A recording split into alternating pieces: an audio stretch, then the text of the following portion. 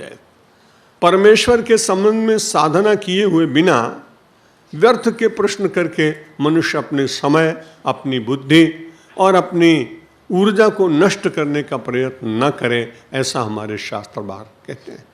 भगवान ने कहा फिर भी यो यो याम याम तनुम भक्ता, जिसकी जहाँ भक्ति है उसको, लेकिन वो श्रद्धा पूर्वक करता है। इसलिए तस्य तस्या चलाम श्रद्धाम, उसकी श्रद्धा को अचल बनाए रखने के लिए तामेव विदधाम में हम, यदि वो बहुत अच्छी भक्ति नहीं है, छोटे छोटे देवताओं की पूजा करना और उनसे बहुत प्रयत्न करने के बाद बहुत कम प्राप्त करना, ईश्वर की आराधना करने से तो व्यक्ति को पूर्ण कामत्व मिलता है। ईश्वर की आराधना करने से या तो संपूर्ण कामनाएं पूर्ण हो जाती हैं, और यदि नहीं होती हैं तो कामना ही समाप्त हो जाती। दो में से एक काम होता है। यदि किसी व्यक्ति की कामना ही समाप्त हो गई तो बहुत बादशाह हो गया ना, उसकी इच्छा ही नहीं। एक दिन दोहा सुना चुका हूँ जो स्वामी रामतीर्थ रोज गाया करते थे, क्योंकि वो अपने को बादशाह कहते थे। लोगों ने कहा कि खाने का इंतजाम नहीं, अपने को बादशाह परिचय कराते हैं। जब कोई पूछता कहता मैं राम बादशाह। किसी ने कहा कि भाई बादशाह है, आप कैसे बादशाह हैं? बोला किसी बादशाह को देखा नहीं तो फिर तुम कैसे जान सकते हो, जाओ पहले देख के आओ। उसकी जिज्ञासा हुई, वो किसी राजा के यहाँ चला गया। वो अपने को बादशाह मानता था, एक सल्तनत थी उसकी, उसका अपना राज्य था।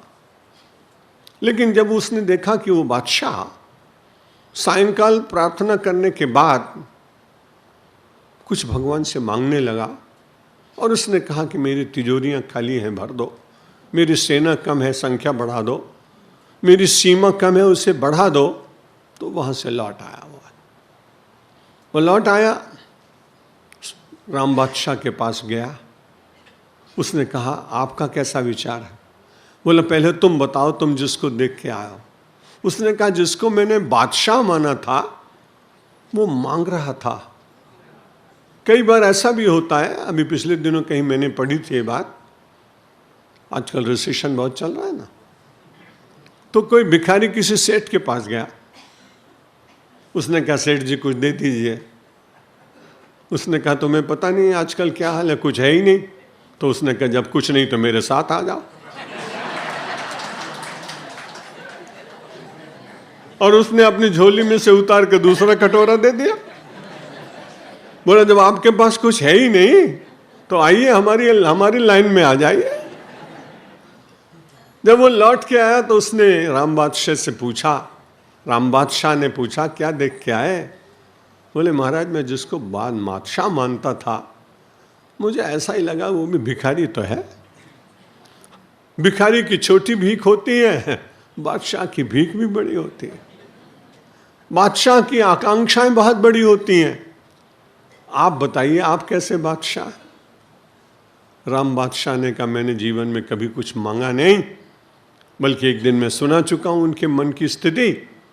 जब वो बहुत प्रसन्न होते तो सूर्य की ओर देखते थे, और ब्रह्मात्मय के भाव में होने के कारण सूर्य को कहते थे तुम्हारे भीतर रोशनी तो मेरी है। चंद्रमा को कहते थे शीतलता तो मेरी है। दरिया की रवानी को कहते थे ये प्रवाह मेरा है। जब कोई उनसे पूछता इतने अहंकारी हैं? बोला नहीं, यदि तुम तादात्म्य की स्थिति में पहुंच जाओगे तो तुम भी अपने को ब्रह्म ही अनुभव करोगे।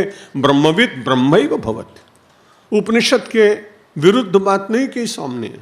स्वामी राम ने कहा जब ब्रह्म का जानने वाला व्यक्ति ब्रह्म जैसा ही हो जाता है, और ब्रह्म की जो शक्ति है उस शक्ति का अवतरण उसके भीतर होता है।